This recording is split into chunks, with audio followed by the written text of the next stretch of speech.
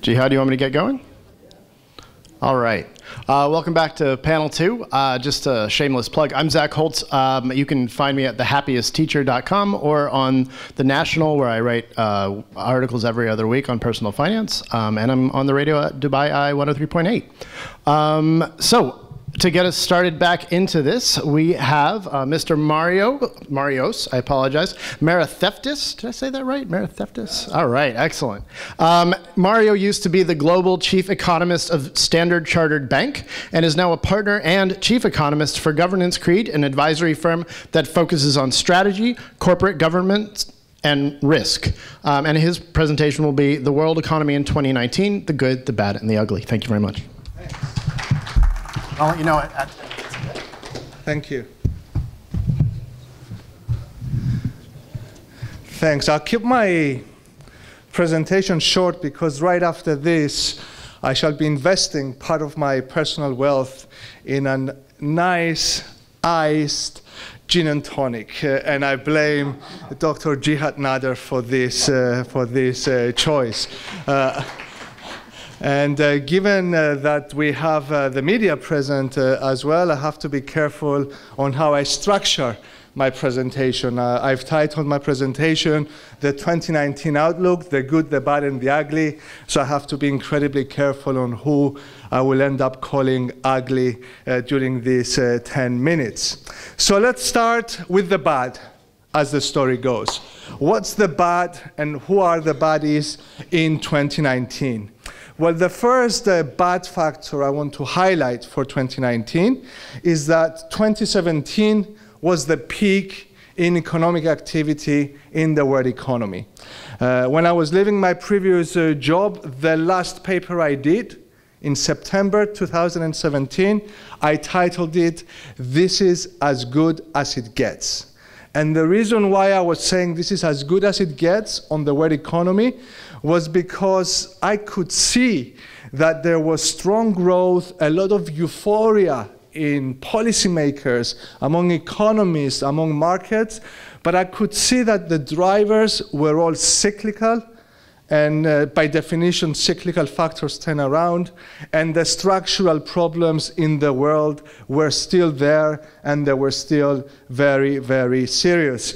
I remember in 2017 going to the IMF annual meetings, and the theme I got from those meetings was that policymakers were patting each other on the shoulder, saying, "Good job, good job, good job." And to me, that was the sign that that was the peak in global economic activity. And I still hold that view. 2018 was slower than 2017, and 2019 will be slower than 2018. So we are on this deceleration.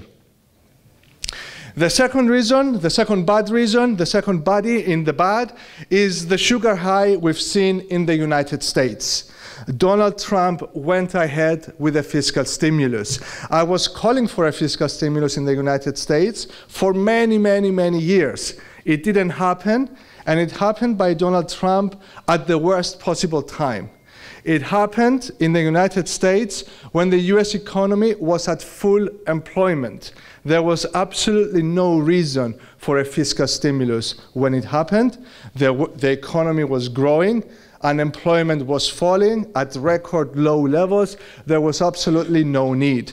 And by firing ammunition when it wasn't needed, the US will find it difficult to have a fiscal stimulus when it actually needs it later on, maybe in 2019 or 2020.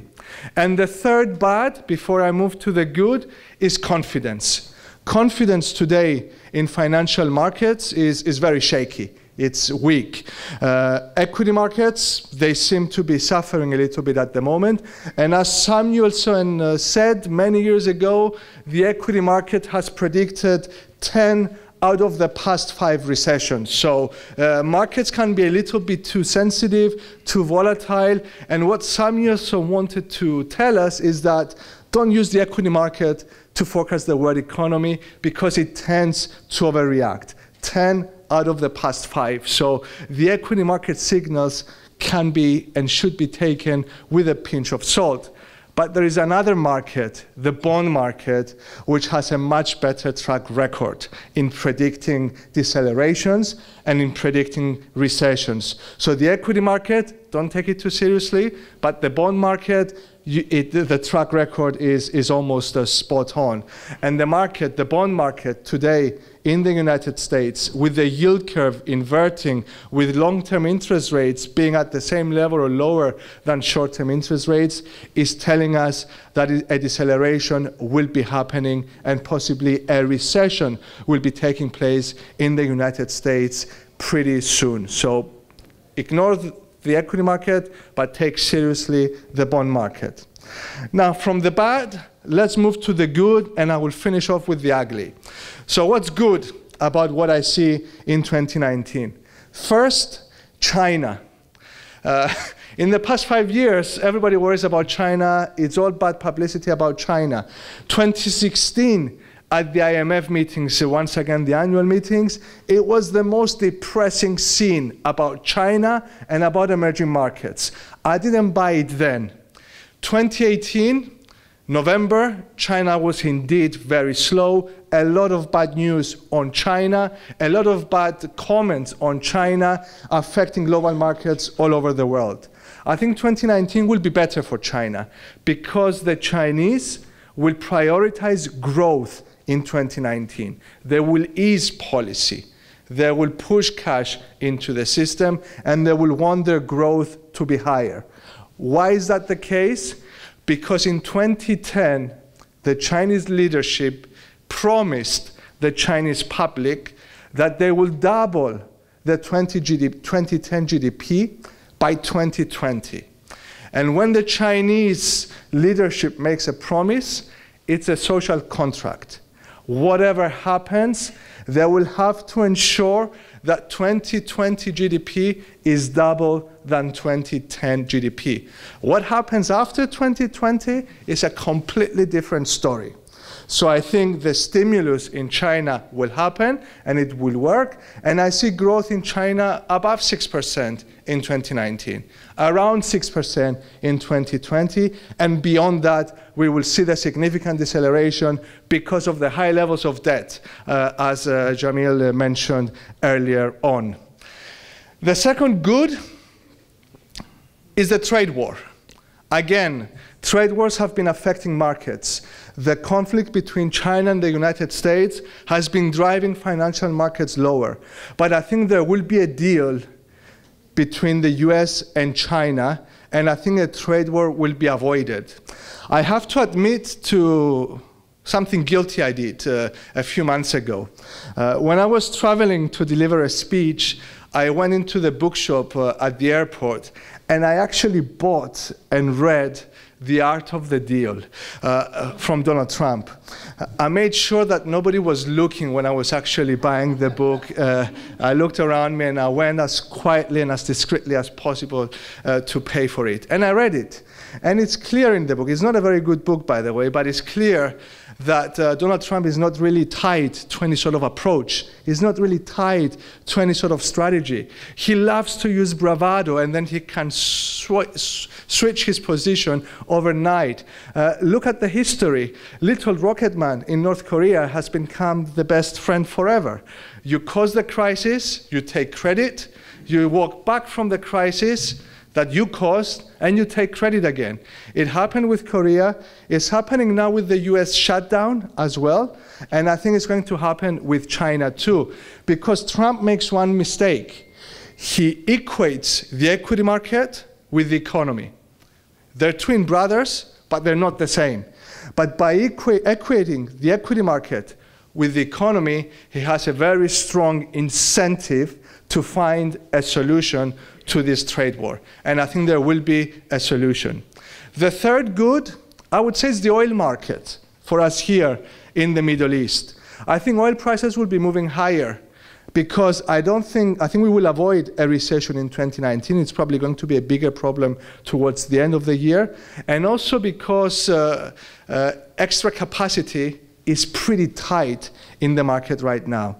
2 weeks ago, I was meeting with the oil minister of the UAE and some representatives from the oil market, and what they were telling me was that, of course, oil prices collapsed at the end of last year because we increased supply, because our clients were begging for extra supply because of the sanctions on Iran that the US was going to introduce.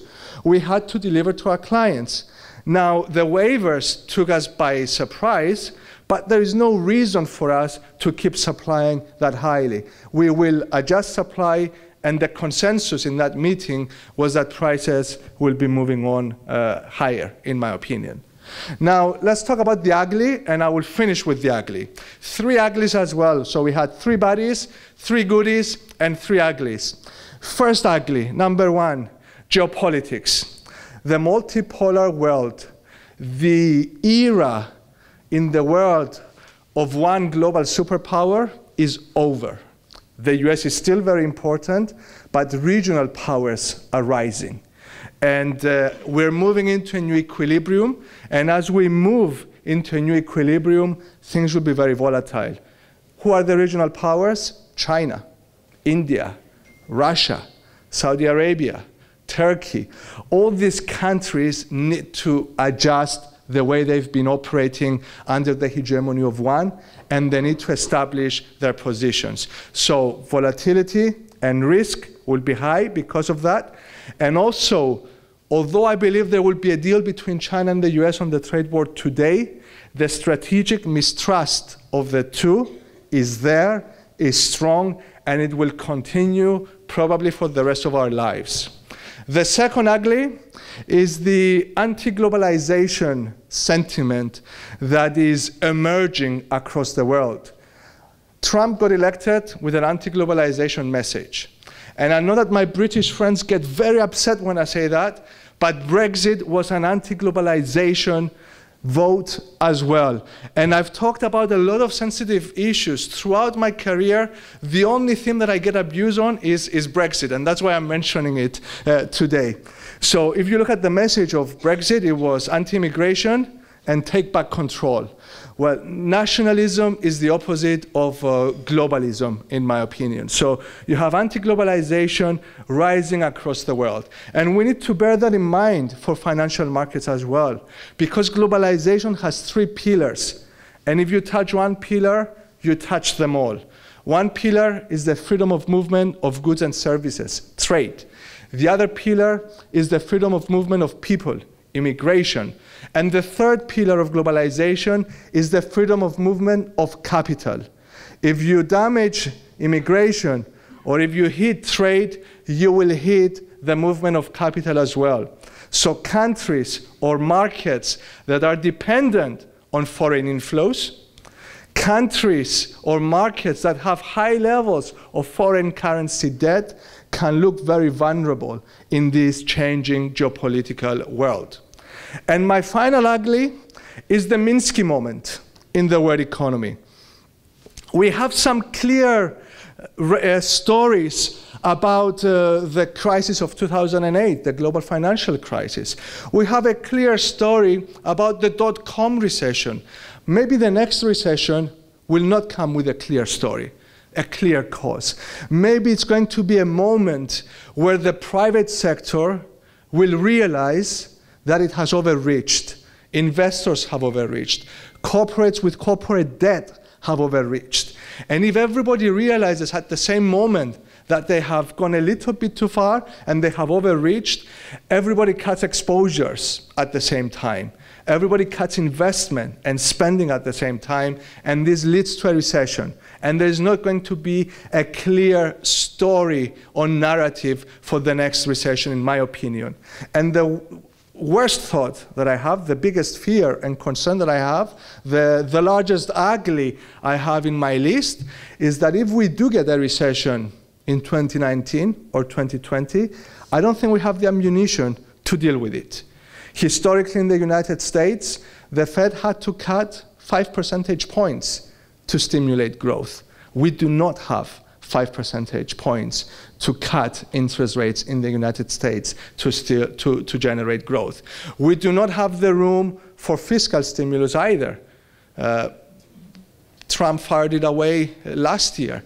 So it's possible to see a recession. There are a lot of uglies out there, but the biggest concern is that the ammunition that policymakers have looks pretty empty at this point in time. So I will leave you with this positive thought. Thank you very much.